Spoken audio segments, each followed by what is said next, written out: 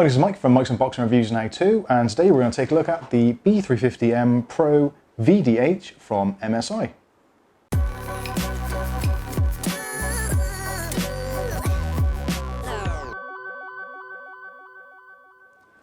Okay, so welcome back to the channel, and today we're going to take a look at this board from MSI. It's the B350 chipset, Micro ATX. This is the Pro VDH version of the board. If you've watched any of my previous videos, you'll notice I had recently the ASRock B350M, which was going to use with my Ryzen build, which is here. Unfortunately, due to a slight oversight on my part, I realised after I started doing the video that that board didn't have any HDMI, VGA or DVI for output for the Ryzen APU, which I'm in the process of testing.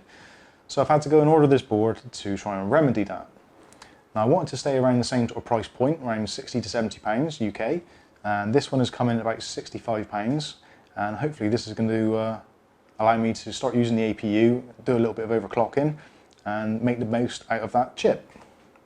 So before I go into this in too much depth, let's have a look inside the box and see what we get, and I'll explain the reasons for my purchase. So there's the board itself. Put that to one side for the moment, so we'll see what other accessories we get. So included in the box, the MSI DVD with your drivers, instruction manual, that kind of thing. Obviously you won't be using that because nobody uses a DVD-ROM drive these days, so why they even put those in now, I do not know.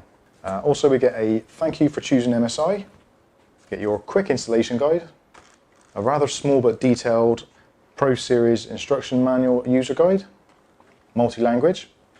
So you get two SATA cables for connecting up SSD and a hard drive, for instance. Get your backplate, and quite importantly, you get a leaflet explaining how to use the Ryzen CPU cooler and also how to install memory modules. Now on this board in particular, it's quite important that when you install the memory modules, you install them in the correct slots, otherwise the system just won't post. So if you're using a single stick of RAM, you have to use it in DIMM A2. If you're using dual channel, use DIMM B2 and A2, and if you're going to fully populate all four of the slots, then obviously you can put them in pretty much your order you want. They've just got to be full up. So let's have a look at the motherboard and have a look around some of the connectors and see what connectivity we've actually got. So let's begin with the rear I/O, because this is basically the reason why I bought this board. So rear I/O, you've got a combination keyboard mouse legacy port, two USB 2.0. Next to that, you've got VGA and DVI-D. Next along, HDMI, very important for this build. Another two USB 2.0. A set of four USB 3.1 Type 1 slots. A gigabit LAN. And the 7.1 audio, which is split into the line in, line out, and microphone, but in software you can change that to do sort of front, rear and surround and all that kind of thing, but we'll go into that maybe a little bit later. So let's go around from there, let's follow the rest of the board round. So in this bottom corner you've got the isolated audio, and there's also, I believe there's an LED there which kind of separates the look of it when it's installed in your board. Now the audio is isolated to give you better audio quality and to give you less interference from the rest of the chipset, so that's a good thing, but it's pretty much common on most boards these days, especially B350s and X370s. So following along the bottom, you've got the HD audio connection, you've got an option for a system fan, RGB connection. Next to that, you've got a COM port, if you wish to use a COM port for any other devices, but I can't see that being used on very many builds. Next to that, trusted computing module interface, a legacy printer port, can't see that being used. Just above there you've got the CMOS reset, USB Type 2, another USB Type 2, USB 3.1 Type 1, and your front panel connectors.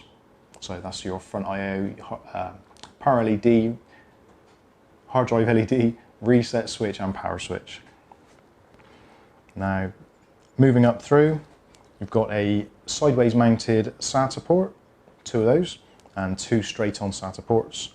You've got 24-pin power connection, and at the top here, which is really a nice feature which I've always liked with MSI boards, which they did a lot back in the sort of early 2000s, but I'm not sure, I think they kind of strayed away from it and then it's came back in. There is your easy debug LED. So on the side there you've got, it's very small writing, but it does say CPU, DRAM, VGA and boot.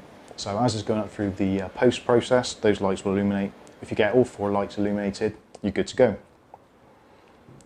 So moving on further, you've got 4 memory card slots, which is a very nice thing to have, especially these days with RAM prices being so expensive. So you could go out now and buy a dual channel kit of 8 gig and then add another 8 gig to it later.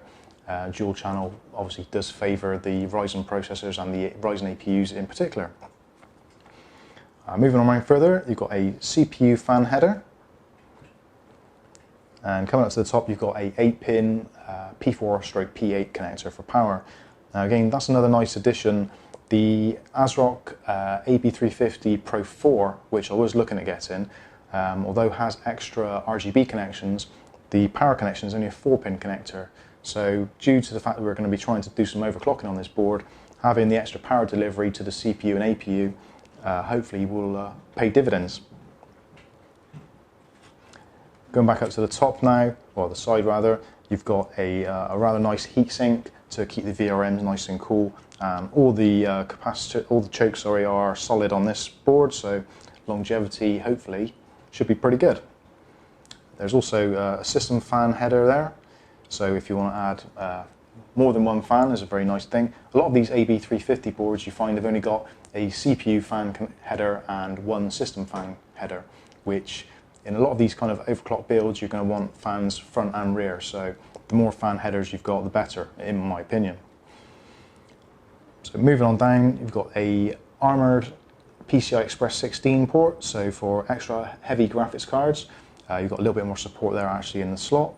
2 PCI connectors, so for things like graphics cards, for sound cards, that kind of thing, they can come in useful. But to be honest with you, most people are buying this board, I'd imagine you probably won't have any use for those whatsoever.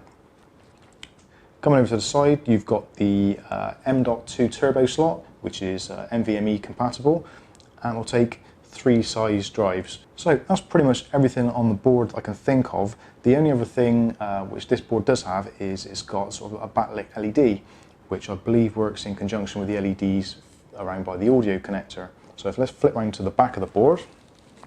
On the back of the board there's a LED there, LED there, LED at the bottom corner there, and another LED there.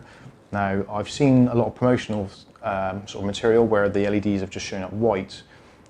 Whether or not they're going to be controllable via the Mystic Link software to get a nice bit of colour out of them, to be honest, we don't know at the moment. Now hopefully if it's only going to be white in the software you should be able to turn them off, so if they don't match with your chosen system colours, or you're going for an RGB build and you want to synchronise it, so you can turn those off I believe, but we'll find out more in the upcoming video. Now if you actually want to find out more about this motherboard and see how it goes with a BIOS update, which we're going to have to do to use the Ryzen APU, and also for overclocking and also some benchmarking, if you click on the subscribe button, when those videos are released you'll be notified if you click on the chime icon. So that's pretty much it for the unboxing. This has been the MSI B350M pro-vdh.